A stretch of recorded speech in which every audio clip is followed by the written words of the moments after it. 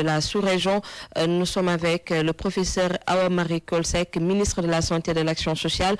Professeur, merci de nous recevoir. Bonjour. Professeur, nous vous avons passé un week-end fou avec des rumeurs de cas d'Ebola au Sénégal, à l'hôpital Fann et à l'hôpital de Ourossogui. Ça nous permet de parler généralement du virus Ebola au Sénégal. A-t-on un cas vraiment au Sénégal? Nous n'avons pas de cas de maladie d'Ebola au niveau du Sénégal à l'heure actuelle, donc le 11 août 2014. Car ce sont des situations qui peuvent évoluer, mais ce que nous avons décidé de faire, et depuis le début, c'est-à-dire depuis que nous avons su qu'il y avait des cas en Guinée, c'est de dire la vérité et de jouer la transparence vraiment avec tout le monde et notamment avec les médias. Donc, je peux résumer en disant qu'il n'y a pas de cas aujourd'hui au Sénégal de maladie d'Ebola. Est-ce que le Sénégal est à l'abri? Quand on sait qu'il y a des pays limitrophes comme la Guinée, Conakry, où il y a la maladie d'Ebola. Est-ce que le Sénégal est à l'abri? Vous savez, le Sénégal n'est pas à l'abri. Et il faut aussi qu'on réalise cela. Mais c'est le monde entier qui n'est pas à l'abri. Vous savez qu'aujourd'hui, avec les communications, notamment l'avion, les moyens rapides, en 5 heures, on peut changer de continent. Cela fait qu'on ne peut pas dire qu'un pays puisse être à l'abri, même s'il se barricade. Donc c'est dire que c'est une maladie qui touche tout le monde aujourd'hui. Bien sûr, les pays qui sont limitrophes doivent faire encore plus attention. Et c'est le cas du Sénégal. Alors, on a même entendu des gens demander qu'il y ait la fermeture des frontières avec la Guinée-Conakry. Est-ce que le gouvernement en est à ce point? Vous savez, le gouvernement, d'ailleurs, presque tous les jours, évoque cette possibilité. Et calcule, pèse le pour et le contre, et se rend compte que fermer une frontière, dans tous les cas, ce n'est pas un geste anodin. Nous avons déjà fermé la frontière avec la Guinée et c'est une d'ailleurs réaction du Sénégal qui n'avait pas été appréciée de tout le monde, mais c'était un geste de souveraineté. Nous avons réfléchi et nous nous sommes rendus compte à ce moment-là que c'était important de fermer la frontière et je vais dire pourquoi. C'est parce que d'abord, l'épidémie qui se trouvait au niveau de la forêt, donc en Basse-Guinée, donc dans le sud de la Guinée, était en train de progresser vers le nord. Et c'est là qu'on avait eu les premiers cas à Conakry. Puis on a eu des cas dans des régions et dans des pays, et des cas se rapprochant encore plus du Sénégal. Il y avait à ce moment aussi le Dakar de Médina-Gounass. Il y avait aussi tous les marchés hebdomadaires extrêmement importants. Et nous avons vraiment, avec le soutien de Monsieur le Président de la République, tous les acteurs, le ministre de l'Intérieur qui ferme quand même, c'est eux qui ferment les frontières, mais la discussion a eu lieu et nous avons décidé, et le Président de la République a décidé de fermer les frontières. Pourquoi aussi? C'est parce que nous n'étions pas prêts du tout. C'est une épidémie qui arrivait, qui n'avait jamais eu cette ampleur. C'est une épidémie dont les premiers cas, c'est-à-dire les premières épidémies ont eu lieu en 1976 et ces épidémies n'avaient jamais quitté un pays. Et c'était en général même pas quitté la région ou le village où il y avait eu l'épidémie. Donc c'est une situation tout à fait nouvelle. Et il fallait que nous nous préparions, que nous formions le personnel, que nous équipions nos structures, que nous ayons un équipement de protection pour le personnel de santé, car vous savez qu'en cas d'épidémie, pratiquement un quart à un tiers des cas, c'est le personnel de santé. Donc il fallait les protéger. Et nous avons pensé aussi aux populations qui n'avaient pas l'information. Et c'est tout un travail qui a été mis sur pied et qui est en train de se consolider. Et donc aujourd'hui, nous nous sentons beaucoup plus, disons, à l'aise. Et c'est pour ça d'ailleurs qu'à l'époque, les frontières avaient été réouvertes. Si la situation s'aggrave dans le sud, nous aurons aussi encore à réfléchir. Mais aujourd'hui, ça n'a pas été une décision prise. Alors, tantôt, vous disiez que le Sénégal n'était pas prêt pour faire face à cette épidémie. Est-ce qu'aujourd'hui, on peut dire qu'on est prêt? Quelles sont les mesures qui sont prises? Vous savez, on peut se préparer jusqu'à une certaine limite. Et comme je disais tantôt, il ne faut pas oublier que c'est une maladie aussi qui peut rentrer dans un pays sans même qu'on le sache, parce que les gens peuvent ne pas avoir de signes. Et dès qu'il y a des signes, c'est là qu'on parle de la maladie. Donc, on n'était pas prêt parce qu'on n'avait pas la formation, comme je l'ai dit, les équipements et autres. Aujourd'hui, on a tout ça.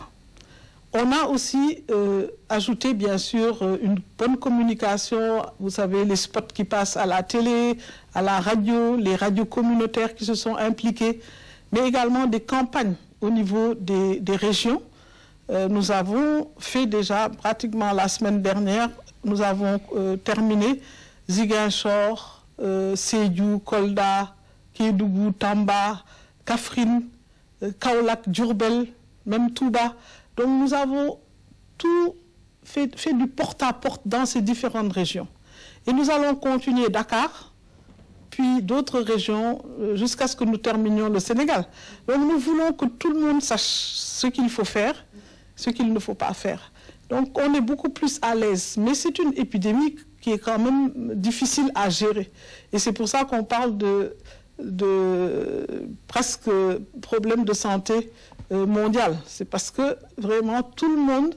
On a entendu le cri du cœur de l'OMS. L'OMS a jamais pensé qu'on en arriverait là. 3 pays atteints, déjà. Plus de cas en Sierra Leone qu'en Guinée aujourd'hui. Le Libéria, où tous les malades sont décédés. 137 cas, 137 décès. Mais d'autres pays où il y a eu 42% de décès. Donc il y a aussi des survivants. Mais c'est dire que c'est une maladie quand même qui est grave. Alors, quelles sont concrètement les mesures que le gouvernement du Sénégal, à travers votre ministère, a pris au niveau des frontières pour vraiment faire face à cette épidémie? Alors, ce qui est d'abord important, c'est que le gouvernement du Sénégal a une attitude qui me semble être très, très efficace. C'est-à-dire que ce n'est pas un problème médical, d'abord. Donc, le ministère de la Santé va impulser, va essayer de coordonner toutes les actions. Mais c'est une approche multisectorielle qui est nécessaire. Le transport est important. Si les conducteurs de bus, les conducteurs de tous ceux qui vont et qui viennent sont au courant de la maladie, sont bien informés, surveillent les personnes qui sont à bord, etc., ce sera déjà un grand travail. Donc le ministère des Transports s'est impliqué et va mener une vraie campagne au niveau donc, de son institution et de toutes les structures qui dépendent du ministère des Transports, notamment terrestres. Mais il y a aussi les mesures au niveau des frontières avec le ministre des Transports aériens, donc l'aéroport, le ministre de la Pêche avec le port. Mais également, vous avez la communication, le ministère de la Communication, le ministère des Forces armées, le ministère de l'Intérieur, car le Sénégal a une particularité, c'est que nous avons vraiment l'administration qui s'est impliquée. Et dans toutes les régions, il y a eu des CRD qui se sont organisés et vraiment une riposte qui a été animée par les gouverneurs et les préfets. Donc, le ministère de l'Intérieur est vraiment impliqué. Les médecins chefs de région et de district sont vraiment les éléments moteurs, mais il y a une sorte de gestion et de comité de suivi et autres gérés par le ministère de l'Intérieur. Donc c'est pour dire que c'est une approche multisectorielle. Je sais qu'on peut parler de plein d'autres ministères et aussi de la société civile, du secteur privé. Nous avons un partenaire qui nous fait des propositions très importantes, c'est Sodefitex, qui nous parle de tout le personnel communautaire qui a eu à former les communautés, notamment en langue poulard, dans le Tambacounda, le Kédougou. Et donc, ils peuvent mettre toutes ces personnes à notre disposition, plus des véhicules aussi pour pouvoir faire passer les messages. C'est dire que vraiment, nous avons un partenariat public-privé aussi qui existe. Nous avons parlé avec les communicateurs traditionnels pour qu'eux aussi s'impliquent. Nous sommes en train de faire des approches régulières avec les autorités religieuses. Et nous allons même vraiment le faire maintenant à de plus haut niveau. C'est dire que l'approche multisectorielle, je le répète, est importante. Maintenant, qu'est-ce qui a été fait au niveau du Sénégal? Et nous avons eu une rencontre avec Monsieur le Premier ministre qui nous a demandé de peut-être encore plus faire des efforts concernant les frontières. Les frontières aériennes, nous sommes en train d'acheter par exemple des scanners pour que les personnes qui passent puissent on puisse prendre tout de suite leur température par exemple. À l'arrivée des passagers. Ça, certains pays l'ont, nous allons l'avoir.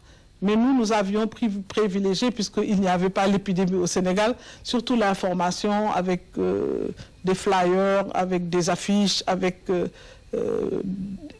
disons, une approche qui nous permettait, dès qu'il y avait un problème dans un avion, d'envoyer une équipe médicale pour faire le point avant que l'avion ne fasse vraiment descendre les personnes qui devraient descendre à Dakar, etc., etc.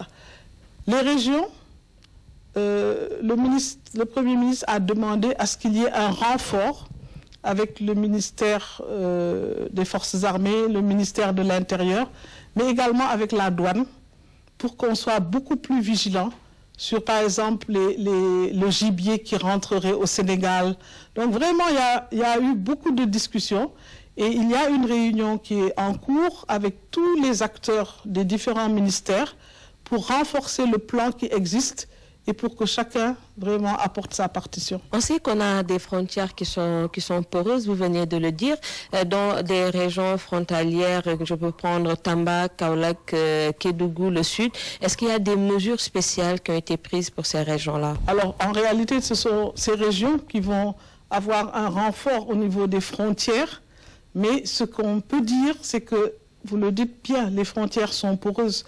Il y en a qui ne passent pas par la frontière officielle et qui vont passer à côté, qui vont prendre un chemin plus détourné et qui arriveront quand même dans le pays. Donc des rondes vont être faites, des espèces d'opérations coup de poing, etc. Donc vraiment, il y a toute une volonté d'être encore plus efficace, bien que la plupart des pays considèrent que le Sénégal a un plan de riposte qui est vraiment bon. Mais nous ne sommes pas toujours satisfaits, on veut toujours mieux faire. Et je crois que ça va continuer dans ce sens. Et le personnel médical? Le personnel de santé a été formé et est très courageux. Je peux vous dire que je dois aller d'ailleurs visiter Matam pour féliciter le personnel et les encourager. Parce qu'aujourd'hui, la peur peut entraîner beaucoup de choses. Le personnel de santé, ce sont des personnes. Donc elles peuvent avoir peur comme vous et d'autres qui parlent dans la rue et qui disent est-ce qu'il y a Ebola, etc. Donc c'est un personnel qui se sacrifie. Donc c'est un personnel qui mérite vraiment toute notre admiration. Et j'espère que nous continuerons dans ce sens-là. Alors, professeur, parlez-nous de la maladie du virus Ebola. Quels sont les signes qui doivent alerter? Vous savez, c'est une maladie qu'on classe dans les fièvres hémorragiques. C'est peut-être une manière de synthétiser les choses. La fièvre, donc tout le monde sait comment ça se passe. Mais quand on dit hémorragique, ça veut dire que partout, on peut émettre du sang. Donc, on peut saigner du nez, saigner des gencives, saigner de la bouche, vomir du sang, aller à la selle où on voit qu'il y a beaucoup de sang. Mais ça, dans ce contexte global de fièvre, mais également dans un contexte d'une personne qui a visité un pays où l'épidémie existe. C'est pour ça d'ailleurs que les gens font cette année de médecine. Parce qu'il faut faire un diagnostic. Et on ne peut pas comme ça dire, maintenant je vais être médecin et je diagnostique la maladie d'Ebola. Par contre, il y a des signes effectivement révélateurs. Et si les gens ont ces signes, ils doivent se rapprocher des structures sanitaires pour être dépistés. D'ailleurs, quand on est dépisté tôt, on l'a remarqué, il y a très souvent, on peut avoir une bonne issue de la maladie. On a vu que dans beaucoup de pays où il y a une forte mortalité, souvent les malades arrivent tard dans les structures sanitaires, sont déjà déshydratés, ont déjà des atteintes rénales, etc., etc. Donc il faut, ça aussi, c'est à dire, parce que plus tôt on va aller dans une structure, peut-être plus tôt même on a des chances de s'en sortir. Mais il ne faut pas occulter, comme on le dit, qu'il n'y a pas pour le moment un remède pour ce virus. Il n'y a pas de remède, mais il y a des traitements symptomatiques. Quand vous avez une fièvre très élevée, si on vous donne des médicaments pour faire baisser la fièvre, ça vous évite déjà, par exemple, de convulser ou même d'avoir très très mal à la tête et des choses comme ça. Si vous avez une diarrhée et qu'on vous donne une réhydratation, qu'on vous donne soit par voie orale, soit en perfusion, ça peut vous retaper. Si vous vomissez du sang, que vous êtes anémié, que vous êtes transfusé, ça peut vous aider. Donc, en fait, plus aussi on a un plateau technique élevé, plus les gens auront de chances de s'en sortir. C'est vrai, c'est une maladie extrêmement grave. Mais, je le disais tantôt, effectivement, il y a des survivants. Et donc, aller aussi vers le traitement, même symptomatique, même s'il n'y a pas un traitement qui tue le virus a une durée de vie qui est environ, en général, c'est 1 semaine. Et si vous passez le cap, vous pouvez, avec tous les traitements possibles, peut-être vous en sortir.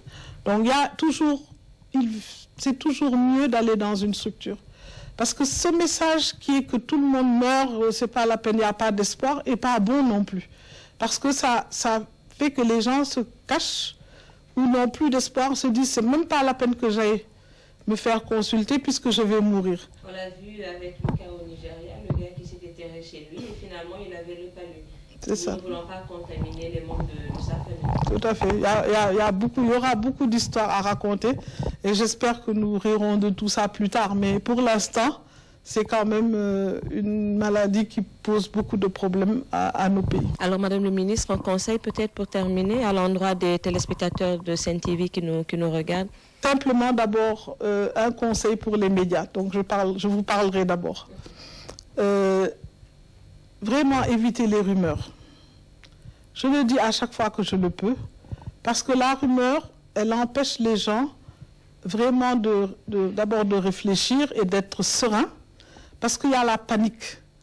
Et c'est ce qui s'est passé, vous avez parlé de cela dès le début, un week-end où on vous dit comme ça, personne ne peut dire quoi que ce soit, c'est un week-end, mais chacun ouvre sa radio, entend, oui, il y a des cas d'Ebola, etc. Mais il y a des gens qui se sont terrés chez eux, il y a des gens qui ont eu extrêmement peur, il y en a qui pleuraient, il y en a qui nous appelaient pour dire, est-ce que c'est vrai? Donc vraiment, il y a eu une vraie panique. Et je crois que si la presse peut dire, devant un cas suspect, parce que nous faisons notre travail, devant un cas suspect dans une structure sanitaire, vous verrez le personnel s'équiper. Donc, mettre des masques, mettre des gants, avoir une belle grande blouse. Donc, tout de suite, on se dit, il y a un problème. Mais c'est parce qu'on veut éviter de contaminer les gens. Parce que si vous prenez aucune précaution, vous pouvez vous contaminer, mais vous pouvez aussi aller contaminer d'autres malades. C'est ce que nous ne voulons pas.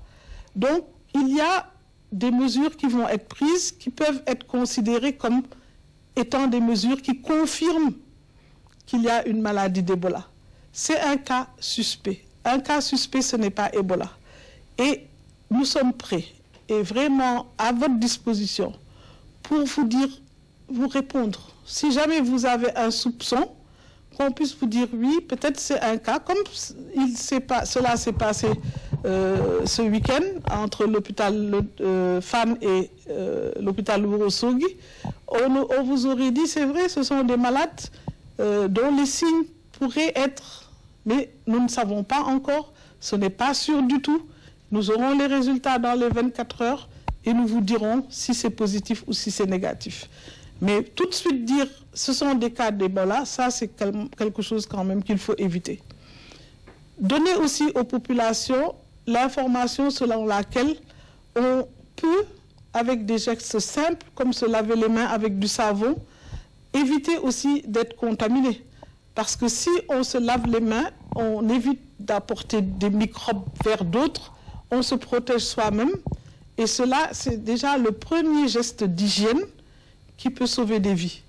Donc, je considère que c'est une maladie qui est à nos frontières, c'est une maladie qui est grave, c'est une maladie qui est un péril même mondial, mais il faut garder quand même sa sérénité et tout faire pour qu'on évite d'affoler les gens et prier aussi pour qu'on n'ait pas cette maladie au Sénégal. Nous faisons tout ce qui est en notre possibilité. Nous allons même encore faire plus, mais il faut dire qu'on ne peut pas dire qu'il n'y en aura jamais. Nous espérons vraiment qu'il n'y en aura pas, mais nous demandons aussi aux populations d'éviter de manger ce gibier mal cuit, de dépecer du gibier et également d'avoir des mesures d'hygiène de base, comme se laver les mains avec de l'eau et du savon. Professeur Awa Marie Coll Seck, ministre de la Santé et de l'Action sociale, merci d'avoir répondu à nos questions. Chers téléspectateurs de Sen TV, merci d'avoir été avec nous dans cette page spéciale consacrée à la maladie Ebola. Très bonne suite des programmes sur Sen TV. Au revoir.